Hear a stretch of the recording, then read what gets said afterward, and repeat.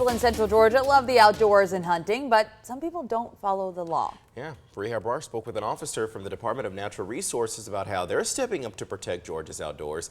And Fariha, you learned something interesting when you asked what happens to the illegally killed game. Yes, it turns out the game confiscated from poaching isn't sold or wasted. Instead, it's donated, creating something positive from unfortunate situations.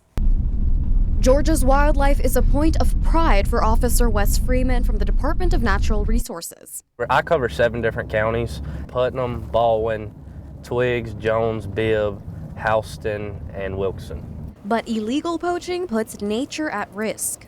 You have to know the laws, the rules and regulations of hunting in the state of Georgia when you go hunting. It seems simple, but Freeman issues citations to folks who disregard the standards set in place to protect wildlife. Well, these ducks crossed the property line, and the guys over there thought that they could shoot as many as they wanted to, when in reality, once those birds get off that preserve, they become technically wild birds. But you still have to obey by the limits. They all receive citations for shooting over the daily bag limit. During the hunting seasons, DNR officers like Freeman sees dozens of illegally hunted animals. I think it was a learning lesson for everybody during that day when we did catch them. They were shocked because they didn't know that the limit still applied to those birds when they left that preserve.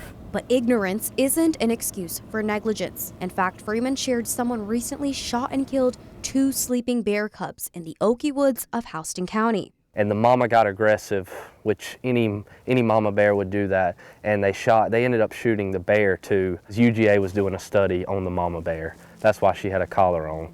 So he'll have to pay restitution to them and to the state of Georgia for killing that bear. With the help of security cameras from local businesses and flock cameras, they were able to track down the guys who illegally poached the bears. As for the meat they confiscated from the poachers, we give them to the processor, and then from there, the Hunters for the Hungry pick them up and donate them to all kind of different places.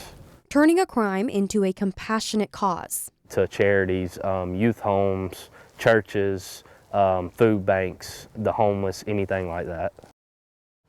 Freeman told me one of the best ways they're able to catch poachers is if neighbors around the hunting zones alert law enforcement. Oftentimes, people hear shooting before or after designated hours, or find people who are trespassing on lands not designated for hunting. So if you spot suspicious hunting activity, contact the Georgia Department of Natural Resources. Your tip could protect wildlife and also support people in need.